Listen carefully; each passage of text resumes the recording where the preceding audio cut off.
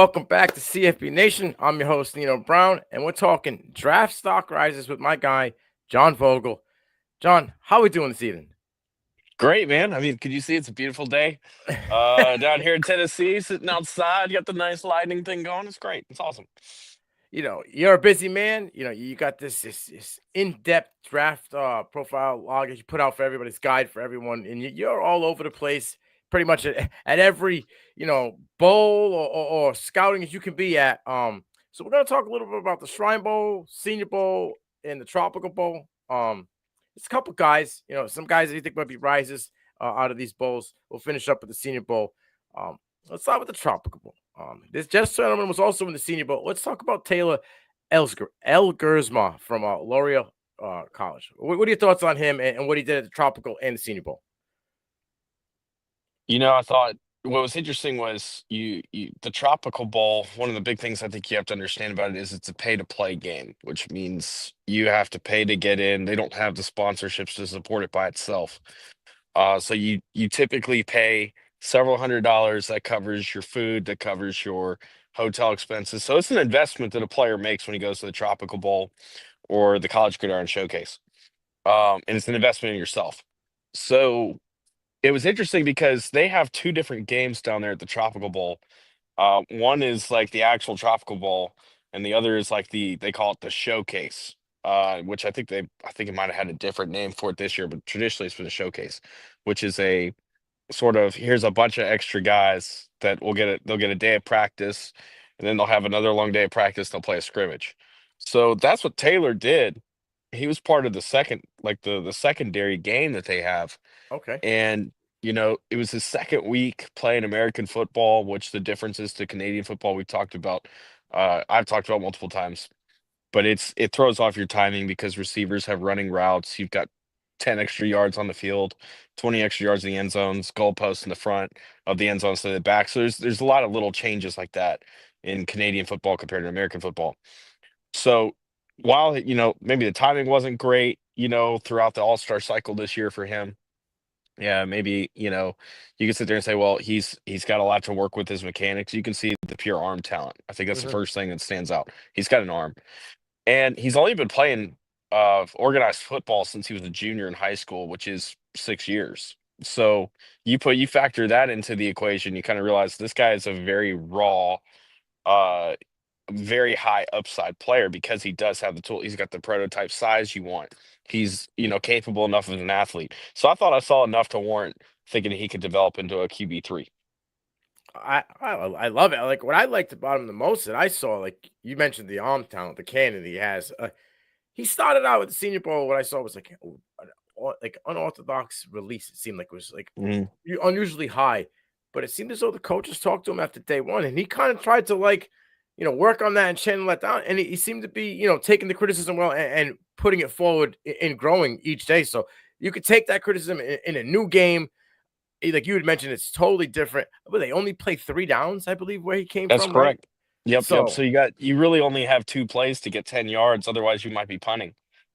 It's a completely different game. It's a lot faster paced, but it's still fun. right. Yeah, so like I said, his game is there's a chance that he could, like you said, be a QB3, but there's a chance some team like is interested in him and he could go late in the draft. I definitely think he raised his stock coming from where he was to where he is right now. Um, Another guy I kind of wanted to talk about. We're going to flip it to the defensive side real quick at the Tropical Bowl. Um, I'm going to mess this gentleman's up. I'm going to just say his last name. Pleasant Johnson out of Southern Utah. I think Lecarrier. Yeah, yes. Lecarrier. Hmm. This guy, fluid DB, good hip movement. He got almost an 80-inch wingspan, right? Tony Dungy's nephew, so that he's been able to be able to pick that guy's brain a little bit. Ball hawk. He showed out in the FCS Bowl, right? He showed everybody that he's a ball hawk. He had a pick, a couple pass breakups, a bunch of tackles. What are your thoughts on him? What he did at the Tropical Bowl? Did he raise his stock? Yeah, I've been fortunate to get to know Lecarrier a good bit, leading up into the Tropical Bowl, and he's a very steady kid. I think it's the first thing that stands out about him. Um, Unusually long arms. I think that really helps him at the catch point as well.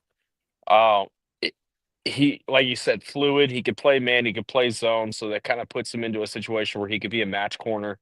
He's got the length for it as well. Hmm. Um, I like them a lot, and I know that he's not gonna. He's 99% chance he's not getting a combine invite, but that's a guy that you could take as an undrafted free agent. He only really had one good year of starting. Mhm. Had some injuries that he overcame, so there's going to be the medicals on him too. There's a lot to work with there in his skill set, just because we talk about length, we talk about how many NFL defenses now have gone to match coverage almost primarily as what they run because it's of the effectiveness of it, especially against the West Coast offense. So I think that there's definitely something to work with there, and he could definitely be a sleeper. Let's go to the offensive side again. Two wide receivers. One of the gentlemen comes from a real small school. Kind of gives me that Ryan Floney type vibe. It'd be Carl Smith out of Robert Morris. I think he came in that second half group there. He kind of showed out in that. Maybe it was that showcase that you talk about. He had a few Mhm. big catches on the sideline, a lot of wow moments. He's a guy that always likes to live in the air. And that ball's in the air, he believes it's his, and he's really good at the boundary. What are your thoughts about him and Fresno State wide receiver Mac Delaney? He kind of showed out, I believe, at the Tropical Bowl as well. Yeah, Delaney's more your slot guy. That could be a productive weapon. That the thing is, your fit is so important. Where Mhm. you end up is so important in that position because there's only so many spots in the league for those types of guys. But the Robert Morris guy you're talking about, you like seeing guys that live dangerously as a fan. You don't like it as much as an analyst or as a scout Right. because one of the top things that you're taught as a wide receiver is don't leave your feet unless you have to. So when you got a guy that's just, he's living dangerously, he's going up in the air trying to make every spectacular catch. You're like, oh my God, man, like stay on the ground, please. So while it's exciting, it's usually something that doesn't translate as well. Gotcha. Last guy at the Tropical we'll talk about before we go over to the Shrine Bowl. FAU offensive tackle Malcolm Lamar Sr., 6'4, 315 pounds, 86-inch wingspan. From what I read and saw, all this dude did was win at the Tropical Bowl. Yeah, with that kind of length, I mean, how can you not? Most of the guys that you're going up against at the Tropical Bowl are going to be borderline on their measurements, and so he showed that he could win with just the pure, size that he has. And we kind of wish that we could have, you know, uh, seen him at a higher level of competition at some point. I saw this guy in person a couple of years ago at a UAB game when FAU came up, and you could see the size, and he was an NFL prototype immediately from the moment he stepped on the field. But, so I guess I hope we could see him, get an opportunity. I know that he's going to get on a 90-man roster. He's one of those guys that you hope develops up from the practice squad because he's got the size and the traits to do it. All right, let's swing on over to the Shrine Bowl. A guy that's kind of been talked about a lot, and I think he's been kind of locked in and cooking over these last 2 months. It's Kyle McCord. Really showed out at the Yeah. Shrine Bowl. Where do you have him in this class, and what do you think he did for a stock over here at the Shrine Bowl? I'm kind of starting to settle him into probably my fourth overall quarterback. Okay. Um, I was not a fan of his coming into the year at Ohio State. Thought that the year had ended really badly for him. I thought the Syracuse transfer didn't look good, but he came out, he balled out. He was one of the most productive quarterbacks in college football this year, both through passing yards and passing touchdowns. Overcame a couple really rough games. I know Hmm. that a lot of NFL scouts were at his 5 or 6 interception game that he had, I think, against Pitt. Um, but he overcame all of that. He showed the competitiveness that you want, and he really took a step forward in his processing. Um, Completed over 70% of his passes. I mean, that's a guy that you can do well with, potentially if you can give him a chance to sit for a year, um, and potentially roll him out as the starting quarterback next year. So that's what I would look at him to do. I think he probably falls in that day two range, um, which is getting rare for quarterbacks these days. A lot of your day two guys go day one now. So maybe that'll be the case too, but I've got him pretty firmly in, that second, third round range. I might be off consensus here, but I'm starting to maybe kind of go kinds the Kyle McCord way more than the Jackson Dot way. I don't know where you Mhm. fall, Jackson Dot. Where Yeah. where are you? Oh, I'm right there with you. I'm right there with you. Yeah. Okay, I just wanted to make sure I was out left field. But the more and more I watch him, I was a fan of his coming into it, and there was a lot of questions. Did he benefit from having Marvis Harrison the whole time at prep school, right, and then having him at Ohio State? He Yeah. showed the big arm, but then there was some times where there's question on the decision making, right? It seemed this year with Fran Brown at Syracuse, my man got the training wheels were off. He was making those layered throws. Yes, he had that 5 interception game, but for most of the season, he seemed to be going through his progressions well. Wasn't afraid to make those difficult, um, tough throws over the linebacker's head or over the safety. Put it, and he was doing well. So a lot of things that I looked in his game to be successful in this senior season, Jackson Dart did as well in his senior season. It just I'm starting to tip the measurables and things that I see when I go to the next level, where I think that the guy who's going to have longevity. I'm just starting to lean a little bit towards McCord as I go through this process. Yeah, it's because a lot of the other thing that does it for me, I think, is Dart and the Ole Miss Lane Kiffin style of progression reads. Hmm. So when you're a quarterback and you're going through your progressions, there's a specific way that the progressions are typically set, and it's because you're trying to attack different aspects of the defense. So you have to understand how that scheme attacks the defense to understand where the ball needs to go. Kiffin has his quarterbacks read them differently than anybody, and he designs up some stuff that is very simplistic in its read, but it looks complicated for the defense. So you have to like you look at Matt Corral a couple years ago Hmm. as a perfect example of this, a guy that just couldn't make that adjustment mentally to the next level and come off of that old style of reading progressions and going through things that Kiffin had kind of taught him. So you hope that Dart isn't quite like that. Dart also had, a year outside the system at Southern California, so Hmm. maybe that helps him as well. But there's definitely some pause there for concern with how he's going to react. I thought you saw that the first couple of days of practice at the Senior Bowl.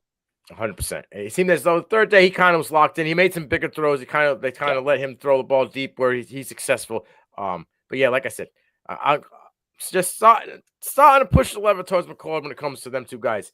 yeah, Um, let's talk about some guy out of Eastern Washington. I've been an advocate. I posted about this kid for 2 years straight. Um, Efton Chisholm the third, twitchy, reliable, great-handed receiver that works all over the field. I mean, he crushed the practices, he crushed the game. Give me your thoughts on him and where you got him, and if he'd raise his draft stock going through this process. yeah. It's funny that you mentioned him because I think somebody just asked me today, "What do you do? Is there an option in the draft for the Rams to replace Cooper Cup? Who just became got on the the announced that they're gonna basically trade him. The team's Hmm. told them they're trading him." And I said, "Well, you might as well just stay at Eastern Washington, take after Chisholm, man, because he's practically the same player." Um, yeah, he had a great Shrine Bowl. I really like the way that he kind of popped on tape. And he had a very standout career at Eastern Washington Hmm. too, and highlighted during the all season as one of the FCS guys to watch this year. Like you said, he's crafty. I think that's the one thing that's the best way to describe him is crafty. And again, just like Cup was. Um, I think that he probably ends up in that fourth, fifth round range. I wouldn't be surprised to see him slide up into day two, though. Love it, absolutely. I love his game. Like I said, crafty is the exact word to describe him. He's like a little pit bull squirrel type guy. He always finds a way to get it done. He doesn't avoid the contact. It's not like if he gets hit with a linebacker or a heavy safety, he's going to just crumble. He absorbs the contact and he keep moving, gets right up. I just love his game. I think he's a guy that people are going to start combine. I think is going to again start shooting him up a little bit more and more. The speed, the way he's athletic, the kid gets it done. Yeah, he'll Um, test better than Cup did too, I think. So let's talk about two DBs. Another guy that I've kind of been an advocate for over out in Kansas, Kobe Bryant. You want to talk about a Mhm. physical dude, ball hawk, let you know, mind game type DB.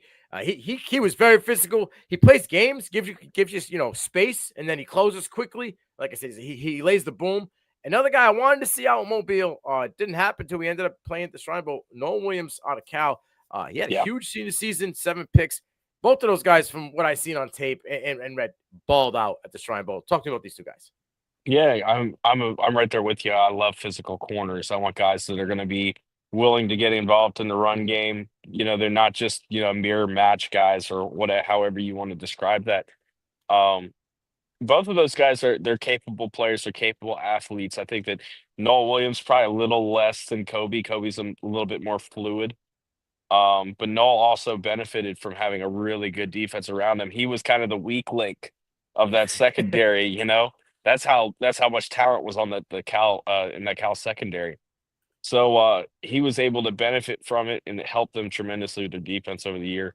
I thought they both had pretty good Shrine Balls. I think it's very difficult to talk about the Shrine Ball without getting into Jordan Clark, man. Out of Notre Dame, that's a little slot corner that was born to play the slot. He's the son of former Steelers and now ESPN analyst Ryan Clark. And I mean, he plays a lot like his dad did. Very physical guy, very gritty. He was probably my favorite corner that ended up down there in the Texas area. Awesome, I love it. A little nugget. We'll stay on defensive side of the ball. Jordan Phillips, defensive lineman on Maryland. I mean, if you want to just Freak. look at, I would say if you want to just look at numbers, you're gonna be like, whatever. This dude gave me that like Shmore Stewart vibe out from the Mhm. like I'd seen it. He was just guy didn't have big numbers, but when you see him and you see his tape and you see him, this dude is an absolute machine, quick, explosive, dominant. And Elijah Roberts on SMU defensive end. I mean, both of these guys seem to be like just constantly dominating every single day and in the game. Talk to me about both of these guys. Yeah, so it's really hard sometimes to look at defensive tackles, nose tackles in particular, and look at their production and think, oh yeah, this guy's definitely a guy because he's got the nose tackles don't get a lot of production. They do a lot of the dirty work on the Mm-hmm. inside. And so what you really want to see is can these guys impact the pocket and kind of condense it? Or play two gap, hold up the A gaps from a zero tech lined up over the center. And that's what I thought Phillips did really well all year at Maryland. And one of the things that I was excited to see him go down there to the Shrine and go do, uh, he is just a physical freak. He's got some really underrated athletic abilities, surprisingly nimble on his feet. And I think that's kind of what is going to push him into day two for sure. Now that Elijah Roberts, you know, he, he was another guy that they had a very good defensive line at SMU Mm-hmm. this year. They brought in a lot of former Miami guys. I can't remember if he's a former Miami guy He is, too. I yeah. know that there's like 10 of them Right. on that team. Um, and a lot of them were on the defensive side playing together. And so, they had a lot of synergy. And so that was a good thing to see him go down the Shrine and kind of prove that, hey, it was more than just we've been playing together for so long and we know each other, better than anybody in college football outside of maybe Ohio State. Um, it was good to see him kind of go down there and separate himself and show that, yeah, he really is that kind of a dude. It seemed like he had that explosive first step off the line of scrimmage, Yeah. and he had that inside and outside move. Like if if they were pushing him to the outside, he was able to swim in and get to the inside. He had success. Like you said, I think it separated him. Like that was a bolstered defensive front. Was he a guy that just had success because everybody else was eating? And when he went out there at the Shrine Ball, I think he did his thing and let everybody know I'm a guy as well. Yeah, and that's one of the important things about these all-star games that people don't realize is sometimes everybody's got a different story. Everybody's got a different question going into it. And so when you go to an all-star game, as media, you want to kind of figure out, and really as a scout too in general, you want to figure out what question does this guy need to answer to me? Like what am I trying to figure out? Because you're going to be able to take something away if you really study the guy's story. Love it. All right, I'm gonna group a couple running backs together. You give me the one guy that you think stood out the most, and then we'll hit the Senior Bowl. Raheem Rocket Sanders, Taj Brooks, or Ja'Cory Crossett Merritt. Which one of those guys Oh, stood out the most? so if you're talking regular season, we could talk about the other two, but we're going to go with the Shrine. Since we're talking about Shrine Ball, we're going to talk about Krosky Merritt. I mean, this guy played one game last year at Hmm. Arizona, spent 4 years at New Mexico before that. He was absolutely on fire, showing everybody that week down there that hey, I'm here to stay. And I wish he could have put more on tape while he was at Arizona. I don't remember the circumstances to why he didn't play off the top of my head outside of the one game, but that guy was running with an absolute, mission, got the MVP in the actual game, um, showed you the ability, not necessarily a home run hitter in the open field, but a guy that's going to be physical Hmm. and is quick enough to gash you when he needs to. He has no problem running in between tackles, right? He can run outside if he gets that edge. Outside zone, Yeah, exactly. Yeah. I mean, this is a guy like people say, oh, outside zone, he gets the edge, he's gonna win. He had 749 yards after contact, which is 70% of his yards his last year at New Mexico. Like, this is Yeah. a guy that's got speed, and he's not afraid to take the hits. He's got hands. I want to say may have got an injury after that first game at Arizona. I'm not 100%, but I feel like he got an injury and kind of got buried after that behind in the depth chart. But this kid, I think he definitely jumped a round or two with this performance at the Shrine Bowl, because with not being having a sample to show for this year besides that one game. He goes from New Mexico to a bigger program, Arizona. People want to see him on a bigger stage, better competition. Didn't really have that. I understand it's a kind of like a practice or whatever. But he was going against, the best of the best, and he showed out. So I think he definitely raised the stock. Yeah. Yeah, I agree. All right, let's talk about the Senior Bowl. We both were down there. Absolute blast, great time. Let's talk about some offensive linemen. Outside of the guy that everybody's talking about from North Dakota State, Ray Zabel. I know you got a guy, and there's a guy that I'm a big fan of. I think Caleb Rogers from Texas Tech, I think he absolutely balled out. I mean, this guy, I didn't see him lose a rep. I didn't really see this guy go backwards at all. And the versatility on him to have 1,000 reps at left tackle, 1,000 reps at right tackle, play some guard, and then play center where he's never played before down in Mobile and win, blew me away. And your guy, Jackson Slater from Sacramento State, right? You want to talk about small school guy coming in and just absolutely winning. He was pissing people off at how, aggressive he was off the rip. Let's talk about both of those guys and what your thoughts are on both of them. Yeah, that's one of the things I really liked about Slater, because I studied him on tape last year, and we went after him when I was working with Young Money at the time. This was the guy I was pounding the table for. I couldn't get him to let me even call him to recruit him for 2 months, and then we got the one phone call. We couldn't give him what he needed. Uh, but this was a guy that I was just sold on from the moment I laid eyes on him, because he is aggressive, and you see it even in his pass sets. This guy straight up engages people off their first step, and he throws off their rhythm. Mm-hmm. And that's kind of how he makes up for his lack of size, is he's got strength, but sometimes when you're lacking that length, or you're lacking maybe, you know, the when you lack the length, your anchor, you're susceptible to it, to pure power. That's how you throw guys off their power, is by getting onto them as soon as they engage you in their Mm-hmm. first step. You engage them first. Right. And he's a very tricky guy to try to figure out. And you saw that all 3 days of practice and even into the game. But no, Rodgers too was interesting. Great point that you bring up about him not playing center and then going down there and doing that. This is the guy that I kind of like to guard better than I like to tackle, just because he did have the power. And sometimes when you got a guy that can hold up really well with his anchor and set, you kind of want to go ahead and shift him inside and not play that game. And it's because if you get beat to the outside of the tackle, most of the time you're on your own. You're on an island. You don't Yep. have any help to come help you. Whereas with a guard, I know that if I know that you're not moving, you're like a tree stump. You're going to annoy that defender in the middle of the lawn all season, all game long. Yeah. I would much rather have that to protect my quarterback, or set those run gaps the way that I want them to, rather than try to sit there and hope that you're going to hold off the edge. So I think that the center versatility that we got to see this week helps him Mhm. tremendously, and hopefully he's able to cash in on that at the next level. Like I said, I love this versatility. As far as Slater, the outside shoulder work, he has like that aggressive hand, and he's able to use that outside shoulder to kind of just guide guys. Like when they start to, come around the edge, he just guides them around. See you later. You're not beating me on the edge. I just, like you said, the aggressiveness off the rip, just kind of screwing guys up. Like, all right, whoa, wait a minute, wasn't expecting that, and now they're a half second behind their whole motions. It was crazy to see day one, and like we talked about, how these guys are going to figure it out, day 2 and 3.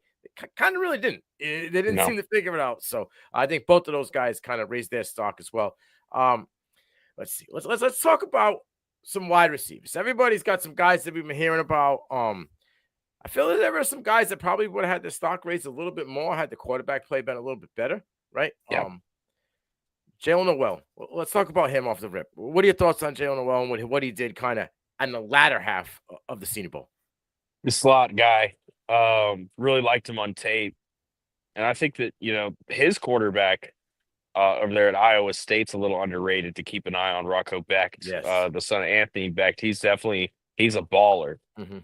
Um, But one of the things I think that Noel is capable enough to work out of the slot. He's crafty enough to be a good underneath weapon. Because one of the things that you're kind of looking for, we talked about earlier, it's so hard. There's only so many slot spots in the NFL for guys that are built like him that are going to have to play in the slot to see the field.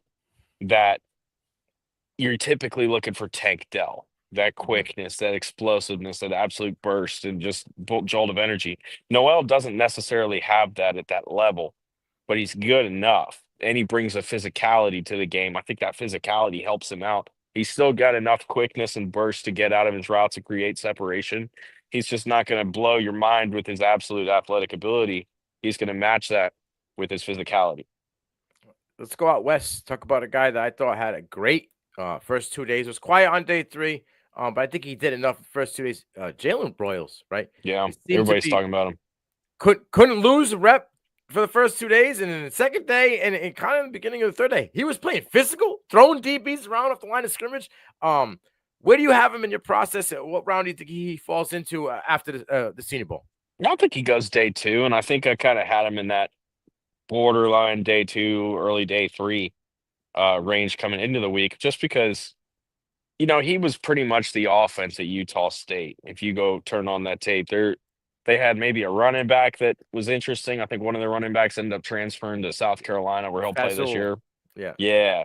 So he was kind of part of it, but the majority of their offense flowed through Jalen Royals, and at that level, that's still Division One. It's still the Mountain West. The Hmm. Mountain West champion was in the playoff this year, and that playoff game was competitive Hmm. to the playoff. Right, that conference championship, whoever won that was probably going to go play in the playoffs. So that's a very good competitive conference in the group of five or group of six, whatever we're calling it now.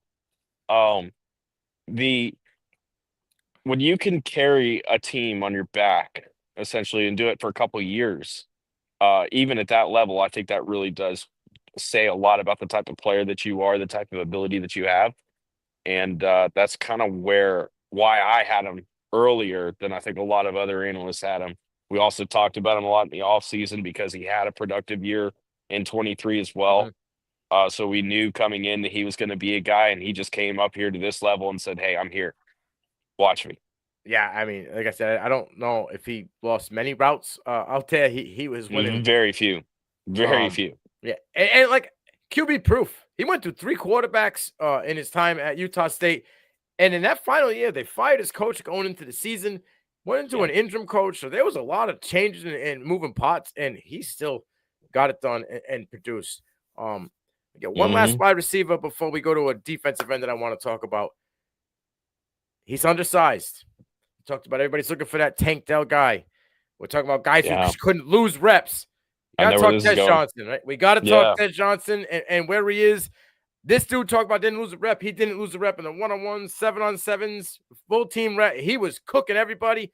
And I think, like I said, if quarterback play day one was better, you might have heard a lot more about Ted Johnson than you actually did. What are your thoughts on him? And can he be a dude at the next level? One of the people whose opinions I respect more than anybody, any draft analyst, any person that I know is Nick Saban. And last year, Nick Saban said there were two players entering the draft that were absolutely unguardable. And that was Malik Neighbors and that was Brock Bowers. Now, this year, he didn't say anybody was unguardable, but he kind of implied it with Tez Johnson when he said that he should have fired whoever was recruiting Birmingham, where Tez played high school football, because they didn't ever scout him. They didn't offer him. So if Nick Saban's sitting there talking about how, they messed up bad with a guy, that enough to do an entire segment on ESPN about it, I think that says a lot about the type of player that he is. Yeah, he's undersized. Do we know that this size can hold up though? Yeah, it can. Now, Tank Dell is had the unfortunate situation where he's had a couple really bad injuries in his career. Um, Same thing with Tutu Atwell, except I think Atwell has maybe had one. I don't think it's two. So and Tutu was 155 when he showed up to the combine coming out of Louisville. So we know that size can hold up if used properly. You can be productive. This guy's way more explosive than Tutu Atwell ever was. and it's really hard to kind of justify letting him get past the second round, in my opinion. Ooh, I like that. A lot of people I heard walking into Mobile that he might not get drafted. That's what he's not a draftable talent. Only three. Everybody scouts the measurements, and you got to look at the tape sometimes. I love it. If you notice one thing about him, he has super long arms as well, and he uses those long arms to kind of fight off the physicality and get in and out of the breaks when it gets physical. So yes, he may be undersized, but he uses what he has to his advantage to kind of win. And I love his game. I love that you got him, in the second round. Absolutely love it. I don't think you can justify letting him go any lower than that because, I mean, he's so damn explosive. You know, when Right. you've got a guy that just separates as instantly and as effortlessly as he does, you can scheme him. And like we said, everybody's looking for Tank Dell. This guy is probably a little bit better. Is going to be a better player than Tank Dell. I'm not saying something. Woo, I love it. All right, let's go to the defensive side of the ball. Let's talk about a guy out in Central Arkansas that I don't think he's getting enough talk about or enough buzz. Yes, yes, my guy. David Walker. I mean, this Yeah, guy just consistently won. Everybody want to talk Mike Green, right? And Deion Walker and all these guys that were, just causing. David Walker was the guy, and he yeah. consistently won day after day after day. Humble guy. I saw in interviews, my man went down and sat on the bench every time, sat there with his helmet off. I don't know if it was a family member or his agent, but he was just talking ball. Like, very humble guy. But when you put that helmet on and that whistle blows, it's war, and he knows how to win. Talk to me about him. The production by itself when he was at Central Arkansas and at Southern Arkansas where he was before that. It is mind-numbing when you look at it. He's a consistent 50 tackle a season guy, Mhm. 20 tackles for loss, 10 plus sacks a year. And I understand these are lower levels of college football, but the fact that he made the jump and it didn't bother his production at all is absolutely incredible. And we got to see him come in there and absolutely blow up the Senior Bowl. Now, coming into the year, that was another one of my guys. He was on my all underrated team. I love David Walker. And there's not a lot of people that I talked to Jim Nagy about before the Senior Bowl because I know he's got a job to do. I understand that he's a busy guy, and I don't want to bother him all the time and be like, "Oh, well, you need to have this guy there." This is the one guy I talked to Jim about and said, "Jim, you need to have him in Mobile, please. I'm begging you." His head coach, Jason Brown, also played in the Senior Bowl, I think in Nice. 2011. He was all in Jim's ear about it, and that's what Jim told me when I was talking to him about him. But Walker, yeah, okay, you could worry about the size. He's 31 and 6/8 inch arms and under 6'1", but he's Right. 267 and he moves like he's 230. Hmm. He's got the strength being 270. So he's already naturally lower than most of the offensive tackles that he's going to have with his leverage. That's why when he's so quick off the line of scrimmage, you can't really get hands on him. He dips under you. It's easy. He's very quick to the football. He's an incredible player, and I really hope to see him go day two. I love it. I think I was surprised. I had watched a little bit of tape going down. That was my thing this year. As I was going down there. Everybody knows the big names. I went down there and I was going all small school guys. That's what I really dove into. I dove into Walker. I dove into Marcus Johns. I dove into a few of like Upton Stout out of in Western Kentucky. And then these guys, what I saw, it all popped on the field in Mobile against SEC and Big Ten talent. So they played with the best of the best, and they held their own. Let's talk about a guy again back at Syracuse, Justin Barron, right? Yeah. Linebacker, kind of a hybrid, converted safety most of his Mhm. career. Then he came down and played linebacker this year. This kid screams versatility to me. He screams. I know he's from Rocky Hill, Connecticut. He's a New England guy, but man, he screams Patriot to me. I don't know what it is. Talk to me about his game and what do you feel he did down in Mobile? Yeah, I like that. He does. Northeastern guy, used to playing in the weather a little bit, for at least from high school. You got the nice dome up there In at Syracuse, yeah, Syracuse. But no, he's definitely a guy that I like as a roving type defender that kind of hmm plays that nickel linebacker role. I think he's going to do that extremely well. I'm really excited to see what he kind of. I thought he had a pretty good week. I know that he did a lot of reps with the linebackers, which was good. Um, Kind of showed that he has a little bit more coverage ability, which projects him to that nickel linebacker rover right. type. He can also kind of settle into deep coverage. He's got really good size. And, you know, it was funny talking to him and Gavin Bartholomew at the media day. They were both sitting there kind of chilling, hanging out, and just, hey, did you guys hug and make up yet from, you know, your fight a couple years ago when they played, you know? Like, have you guys figured that out yet? And Justin's still over there like, no, I still hate him. You know, like he's just a dude that he's a very intense personality. He's got a very dry sense of humor, but he's a fun dude. Yeah, when I got to interview him and talk to him in the media day, he was talking about like he projects to being that nickel row. He likes like that type of vibe. He doesn't mind, getting downhill and smashing, but he can also drop back in coverage. And day one, I was like, man, he kind of looks kind of like rusty, Clunky. like clunky. When I spoke to him, he didn't even have his own pads. He was wearing South Alabama gear. He got his pads, all his stuff, day two. And you saw it day two, he looked a little bit more fluid. He was like kind of like, in his zone. So, those that say, you can do it and then not, you need your own gear. You got to be comfortable, especially in a game like that. So I like his versatility, like you said. And I like the fact that he was getting used with the linebackers because he did well in the coverage part on the one-on-ones against RBs when it came to like covering. He did well in that aspect, I thought. Oh yeah, yeah, I agree. All right, we'll talk one last guy before we close it out. One DB that I think kind of he ain't getting talked about enough, and he was like a mirror to these guys. Mac McWilliams, UCF DB. What are your Yeah. thoughts on this guy? I think he was kind of. I went in there thinking that Trey almost was going to be the best lockdown DB. I know he got hurt day two. Man, I walked away with McWilliams. McWilliams was the better lockdown DB out of everybody in Mobile. What are your thoughts? I saw him live too at UAB. You know, that's what's kind of funny is with this transfer portal, you see a lot of these guys, you know, at different schools or whatever. And you're like, oh man, they could kind of play. So I've been watching Mac for a few years, but I saw him at UAB and I thought, I mean, there's kind of something there, but doesn't really play up to it. Da, da, da. Well, he transfers to Central Florida and he takes his game to a whole nother level. Mm-hmm. And that's how he gets us to the Senior Bowl invite. Yeah, I liked his physicality. He's a little bit more of a mirror corner, which is fine. But he's definitely willing to engage in the run defense, which is really my biggest pet peeve with a corner. If they're not willing to do that, then I'm really not willing to work with them. Um, but he does all those little things very nicely, and you do worry about the 170 that he came in Right. at. I think he can bulk up a little bit. He still plays strong, but that's one thing that they're definitely going to want him to do when he gets into an NFL organization. Uh, the size is a little concerning, like, but he was like a Caribbean. He was hooked to those guys all week. I know there's a guy that you liked in the DB department there, Quincy Riley. Is that's your guy? Yes. Talk to me about him. Yeah.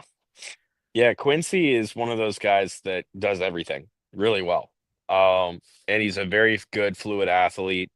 Had several people tell me that he's among the best that they've worked with, the best that they've coached, going back to high school. He's just one of these, and he's a really good kid too. Just got the chance to kind of chill with him for a couple of days in Mobile as well, a little bit. Um, he's got the right mentality to play corner. He's aggressive. He's very physical.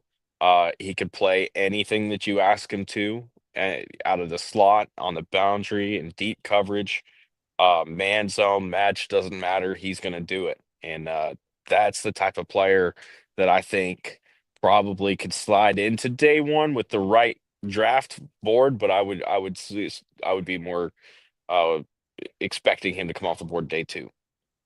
Okay, love it. Vogel, I appreciate your time. I know you're a very busy guy, but before you go out, let the people know where they can find you and where they can find this draft guide that you got, man. Because that brain, you go diving deep into it. Forget about it. Yeah, no, at Draft Vogel on X is the best way to keep up with everything. You can find the link to the guide there or at draftvogel.com.